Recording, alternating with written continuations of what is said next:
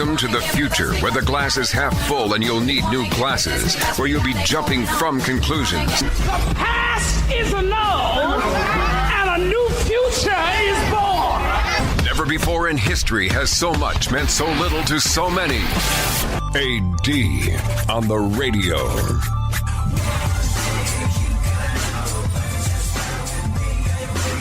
So, comedian Ralphie May, I'm sure you heard, passed away. Very, very funny guy. And if you lived in Houston for any length of time the way, well, I call Houston home still, but if you've spent any length of time in Houston and you're vaguely into comedy, you're very aware of him.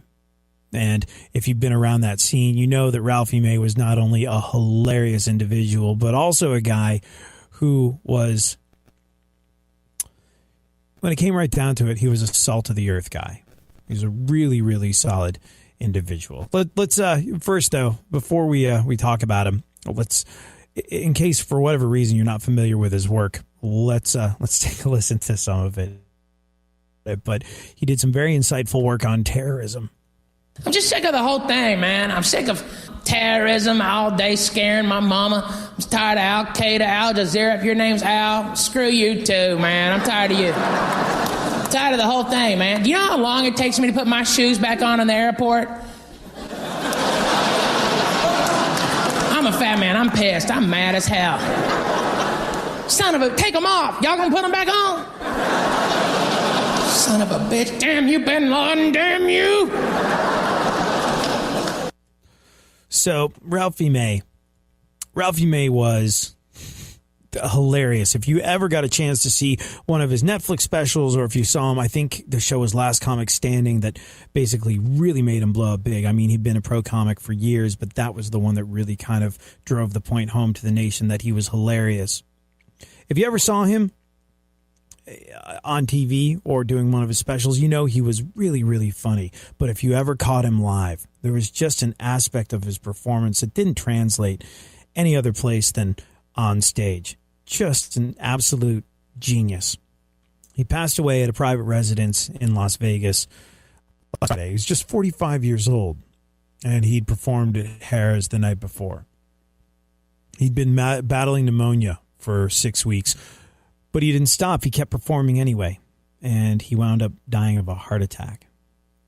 In an interview a couple weeks ago, he told the host that he was fighting bronchitis.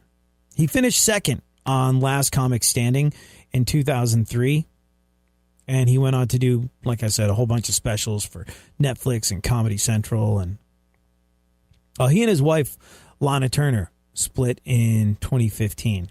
But she posted a beautiful tribute to him on Facebook. They have 2 kids. And the names of his kids are awesome.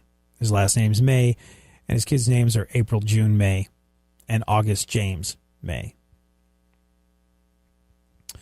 Lana Turner posted a picture of him that said, "I selected this photo because Ralphie looks like an angel with a halo."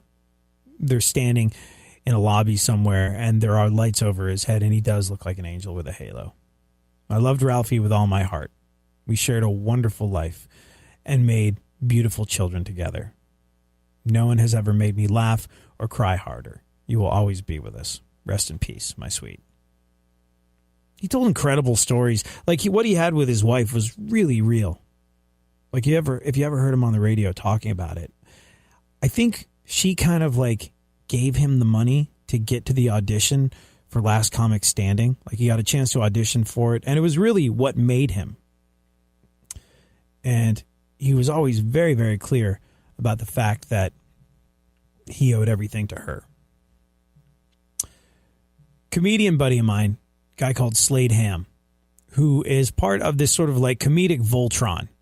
Comedic Voltron made up of comics from Houston. And I suppose he's the head of that comedic Voltron called the Whiskey Brothers. Unbelievably funny bunch of guys. They just released a new special on Amazon. Do yourself a favor. Please watch it. But my buddy Slade Ham of the Whiskey Brothers, they've got a huge podcast too, Funkhouser, like millions of listens. Yeah, oh yeah. Huh. No. What is it? Definitely do. The Whiskey Brothers. And I think you can get it at praisewhiskey.com. But Well, how much time do we have, Funkhouser? Like 15 seconds. Oh, well, you know what? We'll get to Slade's tribute to Ralphie May next. It's beautiful words from a man who knew a guy that was, well, we are less of a full and enjoyable place, all of us here in America, without Ralphie May. He's a powerful voice that made a lot of people laugh in a time where we really need laughter, and we'll miss him.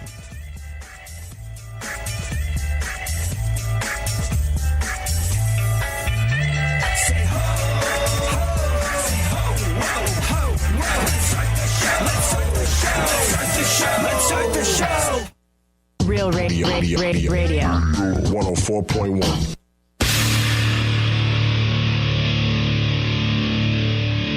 Where the left and right come together for fundamental truths. AD on the radio, on Twitter at ADSXE.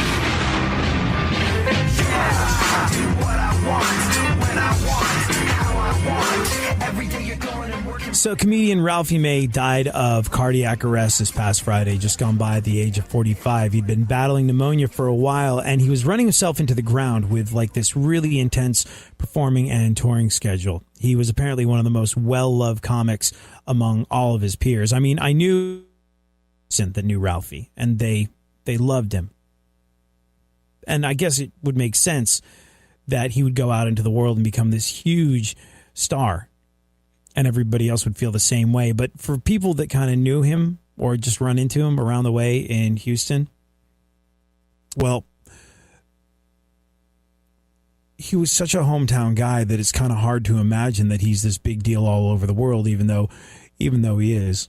And I guess it's a really cool thing to learn that someone who you value very highly, who's brought smiles and laughter to you, I guess it's a very valuable thing to hear that, well, he meant the same thing to other people. It's cool when that happens. And it bonds you with other people that appreciated him the same way. He told a couple of radio hosts that he was sick with bronchitis a couple of weeks before he died. Here, listen to this. Man, I'm sick. I've got bronchitis, and then you add that to the altitude up here. And I got diagnosed at an urgent care clinic on Monday. I spent last week, I did 8 shows, 5 different states in 6 days. Running and gunning and running and gunning and running is just got me worn down, and it takes forever just to get down the hall. The people at the Santa Ana Star are so sweet. They've got me oxygen. They've got everything backstage in case I need it. And it's only my dumb pride that I don't have it. I should have it all the time. Oh, my gosh. Unbelievably hardworking individual. And in some ways it sounds like he worked himself to death. Anyways, buddy of mine, good friend called Slade Ham out of Houston, part of a comedic team called the Whiskey Brothers, all guys with very sort of like big and happening careers themselves that come together once a year. They do this podcast, the Whiskey Brothers podcast. Listen to it at praisewhiskey.com. But once a year, right around Christmas time, they do a show in Houston that is just beyond sold out. I remember once they asked me to come down. They're like, hey, could you come down and, maybe bring us on stage, introduce us? I was like, yeah, sure, absolutely, no problem. And they were like, well, cool. We go on at 8. Fine. I get there to the comedy club, the theater. I think it was an improv. Yeah, it's an improv. The Improv Houston was where it was. And I get there, and the place is in this massive, I guess, sort of parking lot with all these different sort of forms of entertainment around it. There's like a nightclub and a movie theater and whatnot. And I've never once ever had problems getting parking there. One thing about Texas that you'll find, ample parking. It's great. As somebody from New York that has also lived in California, oh, man, available parking where you can just drive up to something, find a space, walk in, do your stuff, walk back out again. It's the best. It really is. And there's always ample parking in Houston. There's always ample parking for the Comedy Store, the Improv, no matter how big of a comedian is playing there. Even when I went and saw people like Jim Jeffries there, there's never any problem getting a parking spot. I'm going to bring the Whiskey Brothers on at like 8 o'clock. And I get there at, I think, 7:45, and I spend the next 15 minutes circling the parking lot, unable to find a spot. I'm like, holy freaking God, my friends are such a big deal that I can't find parking. This is great for them. It's going to make me look like a heel when I don't show up. And I wound up parking like a couple blocks away and sprinting there, getting there just in time to bring them on, being like, you guys are getting too successful. This is not good for my health that I had to sprint from really far away because there's no available parking. Well done.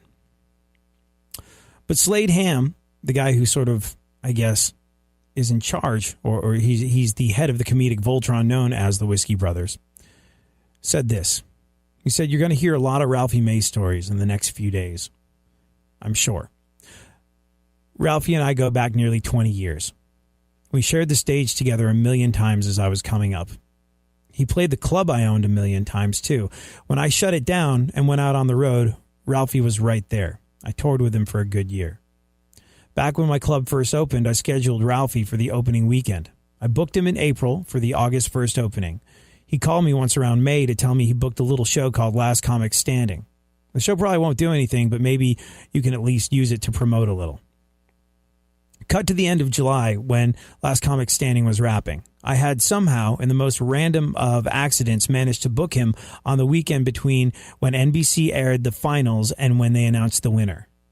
Any comedian can tell you that you won't ever have a more bookable week than that in your life. Everybody wanted him at their venue that week. I expected a cancellation, obviously, and more so when I couldn't get Ralphie on the phone. He called me back a few days later. Hey, pal, just wanted to let you know I'm still in. I wouldn't bail like that. And I don't want any more money either. I told you I'd do it for $1,000. I'm going to do it for $1,000. I want this club to work for you. That's the Ralphie I know. The Ralphie who made fun of my crappy earbuds while we were waiting on a flight. The one who then wandered off to one of those airport kiosks a few minutes later and came back with a new pair of Beats headphones. Because you're a good friend, he said. I've got decades of stories, hours of phone conversations. The time he took me to eat sushi with him and Butterbean. The time he made me pick up a tab because my ex stole my motorcycle, showed up and crashed our lunch. That time we shared a dressing room with a temptation. I'm just wrecked that my friend is gone.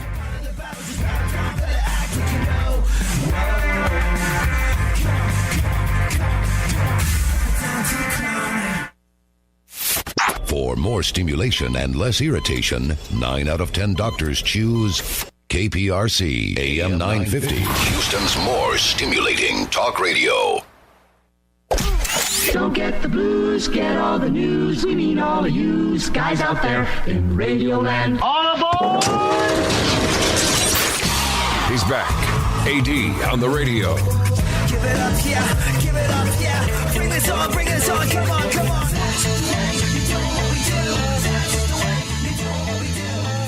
So, my buddy, Slade Ham, comic out of Houston, Texas, that came up with Ralphie May, spent a solid year on the road with him. Finished up by saying he was a crowd-destroying monster on stage, but he was one of the kindest people I've ever known. I feel lucky to have been let inside his world for the good things and the bad. R.I.P. Ralphie. I love you, bud. Thank you for all of it. Let's go out on one of my favorite Ralphie bits. He has a daughter called April, May, June. Have a listen. I'm happy to be here, but I'm happy in general. My wife and I just had a baby, beautiful little baby girl. Thank you.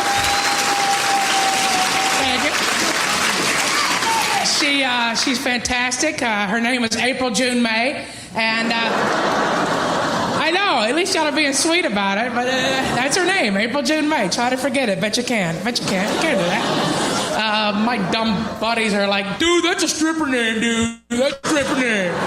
No, it's not. Watch your mouth. That's my baby. Never, dude. That's a stripper name. You got yourself a stripper. Like, no, themselves cute little names like April, June, May. They give themselves names after cars they can't afford, like Lexus and Chrysler 300. She's a big girl. She works over in Hoboken. I know. She put the hoe in Hoboken. Big girl. All right, Funkhouser. He's amazing. Amazing. Like I said, the world is a less fortunate place now that he's not in it. He was great. I mean, oh man. We're losing too many of them, man. Well, it's just, there are these people. And I got to tell you, when Vegas happened and Tom Petty passed away on the same day, something really, really interesting happened as I was sort of like just taking in all the email and the tweets, Facebook messages, phone calls. When you're on the radio and something happens, it happened with us in Houston during the hurricane. Happened and happens when people like Chester Bennington pass away. When something that I guess sort of deeply affects your listeners happens, radio sort of becomes, I guess the old expression is you become like the fire. You hunker down around the fire and you share experiences and you relate to what everybody's going through by listening to the radio. It's this unique thing that radio has that not too many other things have ever come close to. Not too many things have come close to being as impactful as radio in these situations. And I don't know why it is. Radio is this old-fashioned, antiquated thing that many people say should have gone the way of the dodo years and years ago. But I think it's that personal connection that I have with you, that you have with me. That idea, where I feel like I can push and I can feel an audience push back when I'm on the radio. It's this real, tangible, visceral connection where I feel the lives of the people that I'm talking to. And hopefully you feel like you're hanging out with one of your best friends when we're doing this. There's something very special about radio. But for that reason, when people go through things,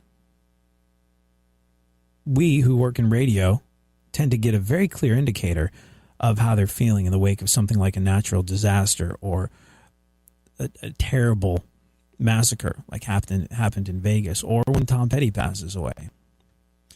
And it was very interesting.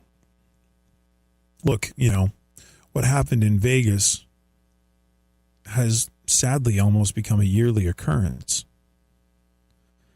And people were tremendously upset about it. They were angry. They were upset. They were horrified at the loss of life. Then, several hours later, when Tom Petty passed away, on what was already a terrible day for America, it was like an emotional dam burst.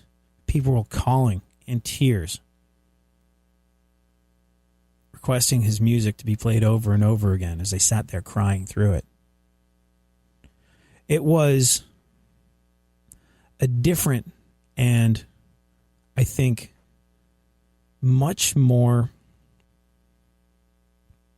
open kind of mourning that people felt for the death of this one man, Tom Petty, who'd had a good run, been very successful, hadn't lived a tremendously long life, but nevertheless had a good run.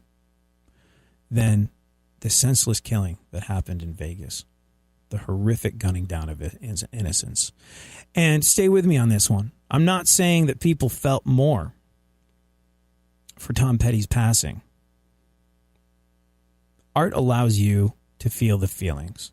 Comedy allows you to feel the feelings. Music allows you to feel the feelings. And it was almost as if Tom Petty's final gift to us, through his music, through songs like I Won't Back Down, and through the timing of his passing, was to allow us to feel the feelings of what had happened in Vegas. When stuff like that happens, I think part of the reason why we've become matter-of-fact about it is because it's become so horrifically commonplace that we guard ourselves. Emotionally, we gird ourselves up. We stay strong, stiff upper lip. Our instinct of wanting to help kicks in. And our instinct of wanting to protect ourselves kicks in.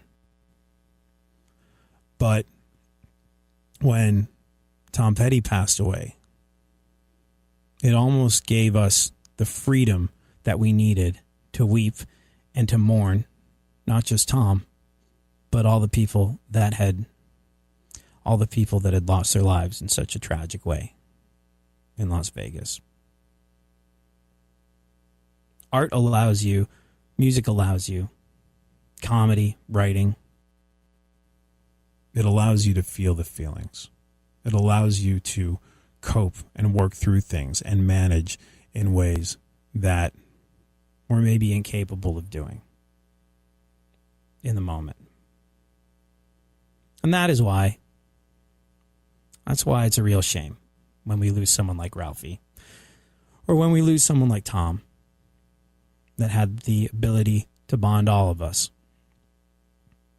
that had the ability to bring people together in enjoyment of music or laughter, that had the ability with their art, their music, their comedy to hold up a mirror through song or through words and allow us to see ourselves that much more clearly. And I think that is why it's an especially heavy thing when the singers of songs and the writers of the words that reach us and allow us to laugh and be free and let go. When we lose those, I think that's why it weighs heavy on us. All right, Funkhouser. Uh-huh. Speaking of things weighing heavy on us. Oh, boy. If you had to guess how much it cost the American taxpayer for Mike Pence to go to a football game, turn around, sit down, turn around, and come back in faux disgust over what had happened with a couple of football players kneeling, which must have been incredibly unsurprising for him. If you had to put a price tag on what that cost us, the American taxpayer, what would you imagine it would be? Oh, I'm never good at this. Do you want me to guess now, though? No, don't guess now. Just have a number at the ready. And, try and factor in things like Secret Service and government planes and the amount of jet fuel that consumes. And we'll discuss the price tag that is being estimated for Mike Pence's little sort of counter protest of the NFL a little later on. Right now, though, let's take a look at the events of today. What is going on in the news, Funkhouser? Oh man, so many things. The Santa Anas are in town, so my nasal cavity is just clogged. Sorry. Oh, gosh. It's one of those things. Tiger Woods says he'll never play golf again. Yeah, don't worry. Donald Trump seems to be making up for it. And by the way, this is not a uniquely Donald Trump thing. Uh-huh. The amount of recreation, we talk about this all the time, and the reason we talk about this all the time is because it blows my freaking ever-loving mind. I don't play golf, but I do have recreational things that I would enjoy doing if I had the ability to go do them, but I don't. I'm a goofball that makes butt jokes on the radio, and I don't have time to go play however many holes of whatever it is that these folks are playing. Obama, Trump, all spent phenomenal amounts of time doing vacation-y things. Crawford, Texas, the best I recall, was where George Bush spent a good portion of his presidency. Now, admittedly, you can work from the house and possibly you could get things done from the golf course, but how? How is this possible? How do they have more vacation time than me, Funkhouser? I mean, I've got a lot of vacation time. I just really hard. I haven't used a day of it. Maybe their job is a lot harder than yours.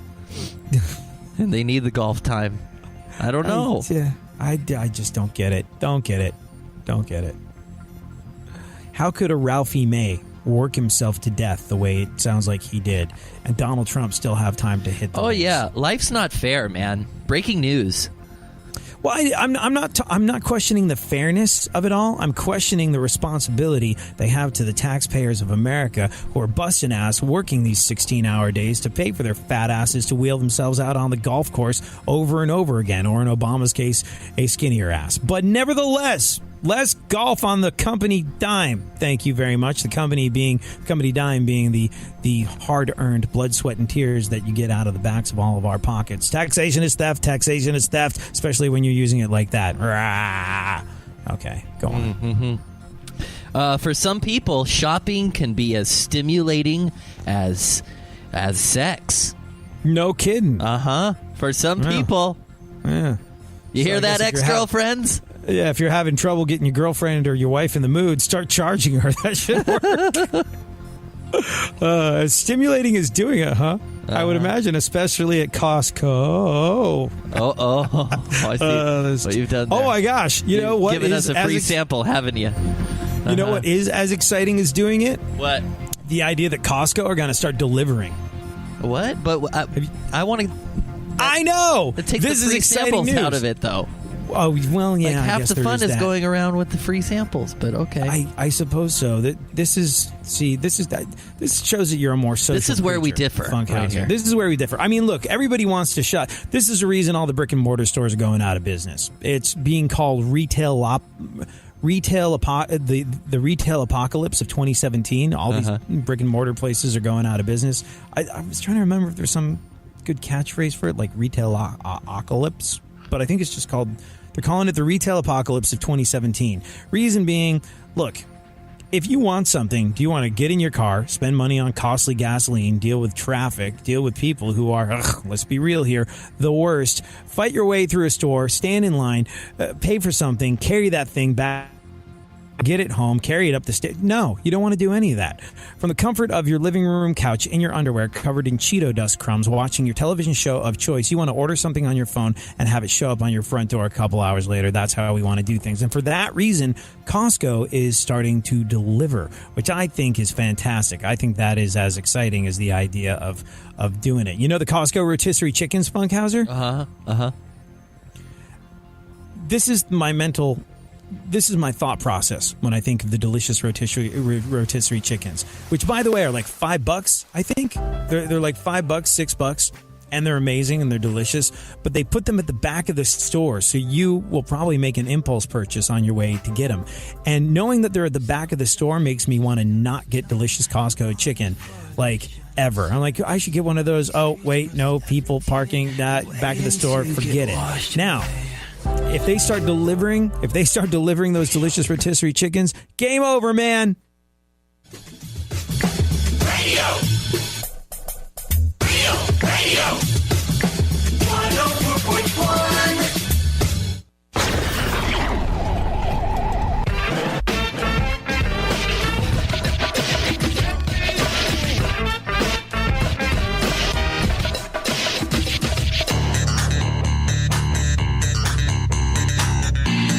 Now, more AD on the radio. Back once again, ill behavior, delivering and giving you a musical savior. Back once again, it's your boy AD, and can't nobody rock a body better than me.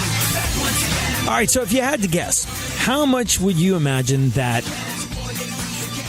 Mike Pence's trip to watch an Indianapolis Colts game, where he sat down, engaged in a little faux outrage, turned around and left, how much would you say that cost the American taxpayer? Have a guess. See if you're right. We'll discuss the number that's being estimated a little later on in the show. And if you're like me, the whole thing makes your blood curdle because you knew. Like, that was the first thing I thought. I was like, look, if this was a genuine moment of Mike Pence getting angry and leaving, all right, fair enough. He's human. We're all human. It's good to stand up for the things that you believe in, especially when you are in some sort of government position, to show that you're a person of principle, to act on those principles. That's an important thing. That's a guiding light. We need that. And if in any way, shape, or form I believed any of it was legit and not completely 100% reality show style staged, then I would be much less angry at the unnecessary expense this incurred. You've listened to this show for a while, I'm guessing. And if you have, you know that, not really Republican, not really a Democrat.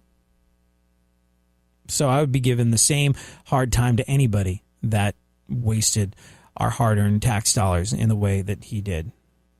And it's just, well, look, we all know government spending is out of control and has been out of control, and they pay way too much for way too little, and that's just, it is criminal the way our taxes are spent. Criminal. We'll get into the exact number a little later on. Right now, though, let's finish up what remains of the news. What else is going on, Funkhouser? Oh, man, Zuckerberg strikes again here. Facebook handed over to Congress 3,000 ads that were likely purchased by people connected with Russia during the 2016 election. Yeah, I think Facebook would have given them the ads sooner, but they were waiting for Congress to accept their friend request. And Google is in on it now, too. There were sort of...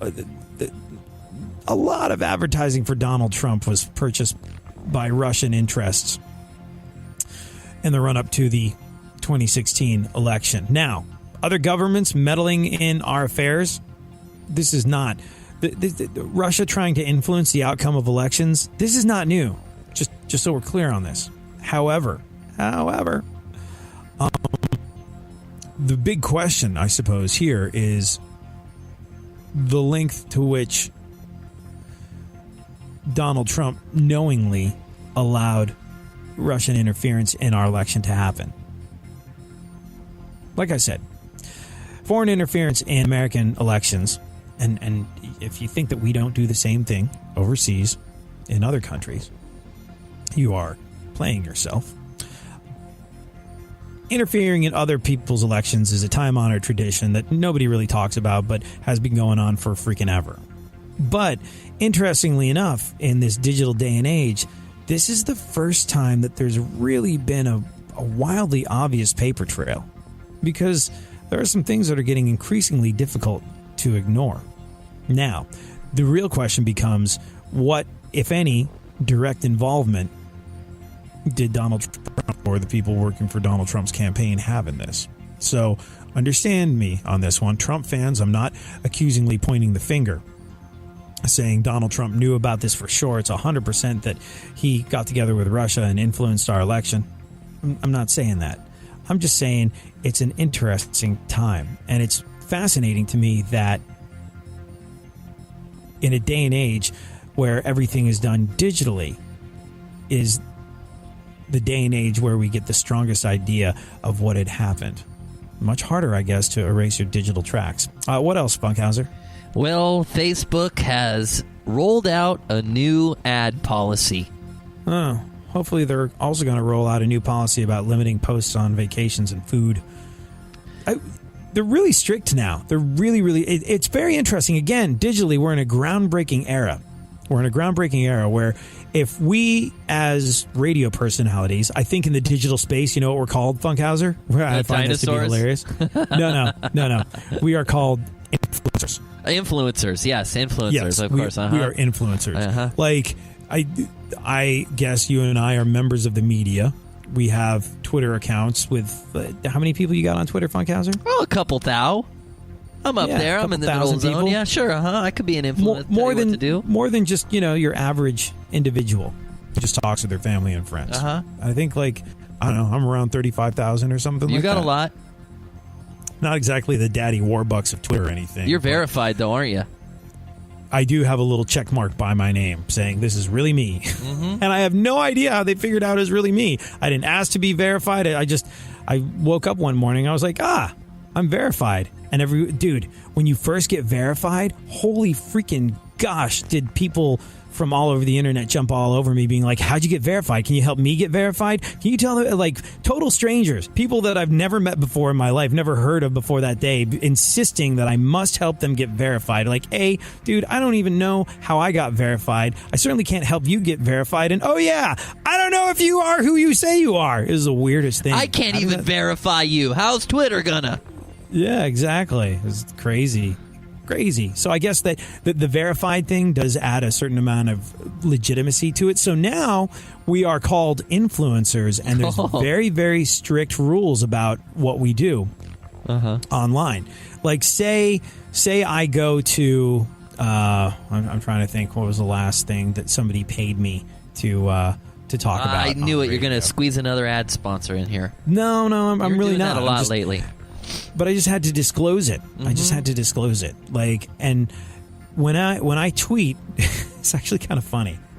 So, like, we're in this big meeting where, like, our boss was like, okay, you could get fines from the FCC, you could get fines from the digital copyright folks if you don't disclose that there is a financial interest in something. Like, if you go to a place that we are advertising on the radio and you tweet about it, you have to let people know that this is a relationship where money has changed hands. It's not just like you really enjoy this and you're organically saying you like them. Yet you have to disclose the nature of this being a professional relationship.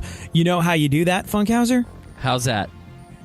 You use the hashtag ad. Like, I'm identifying this as an ad. So, in the middle of the meeting, I addressed all of iHeartMedia and said, remember, when you're doing these things, everybody, hashtag AD. And they all gave me dirty looks. But yeah, I've been a very hashtag individual ever since these new rules and regulations came into place. Leave the stimulation to the professionals. Everyone is so smart. KPRC, more stimulating talk radio. There's something happening here, and you should know what it is. The Dumbing Up of America. Now, more AD on the radio.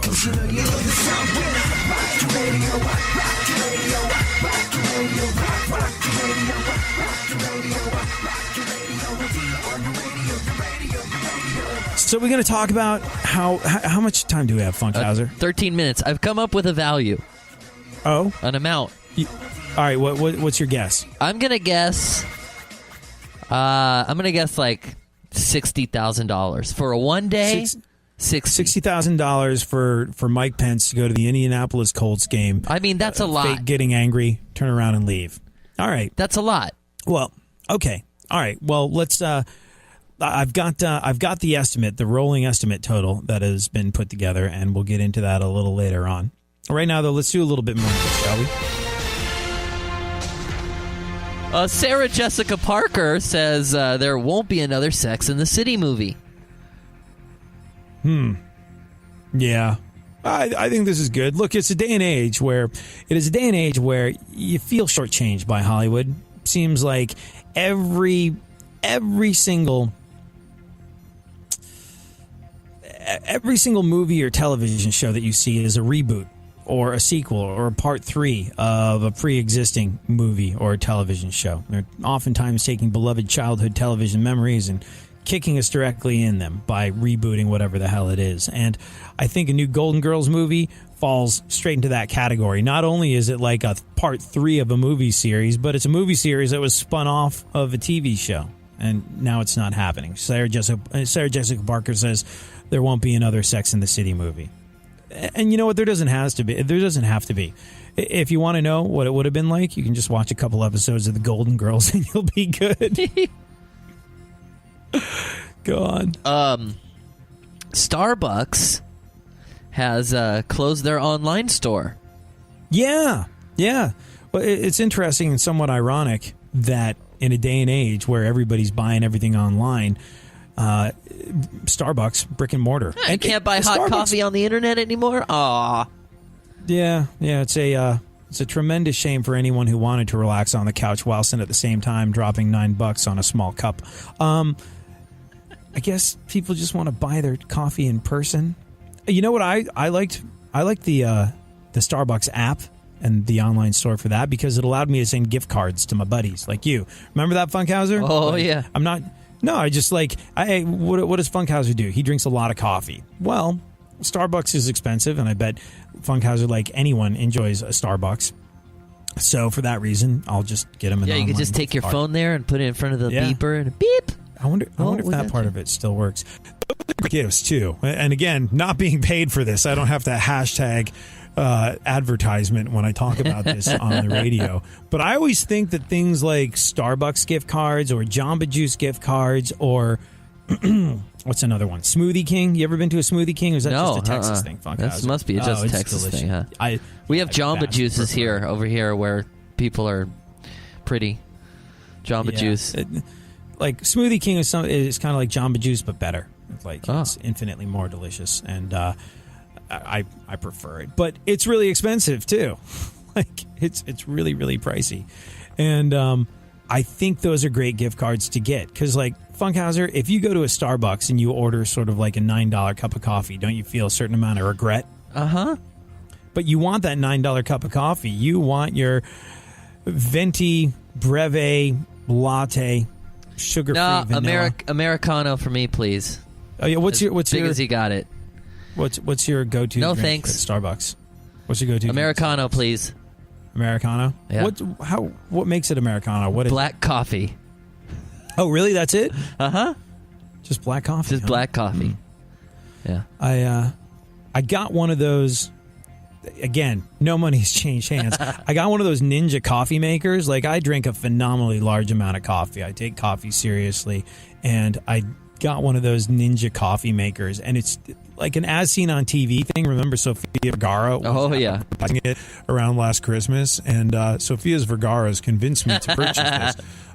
Also, I saw it in the store, and I was just like, damn, that looks amazing. And it's amazing. Oh, my gosh. I'm so happy with my purchase of this Ninja coffee maker. And ever since I got a really good coffee maker, because, like, I was working with a $15 Mr. Coffee, which just over time wasn't getting it done anymore. So when I wanted the good stuff, I would go to a Starbucks. And now that I don't have to go to Starbucks for a really good cup of coffee, I just use the Ninja, which, by the way, has this coolest thing. It's got one of those frothers. Like, it's awesome.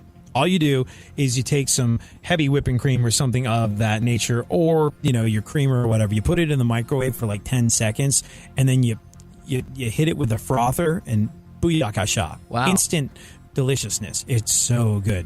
It's so good. So now when I go to Starbucks, I just do what you do. Black coffee, please. Yep. That's all I want. That's all I need. That is all I require. Yeah, get me out of here, please. Just pour it. Yeah. No receipt.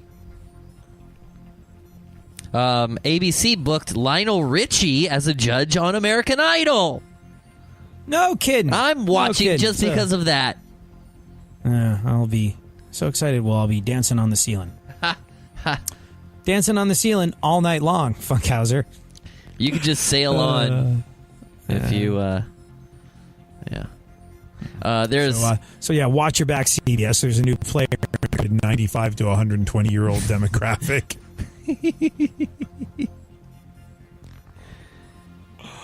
Continue. There's talk that Oprah Winfrey might run for president in 2020.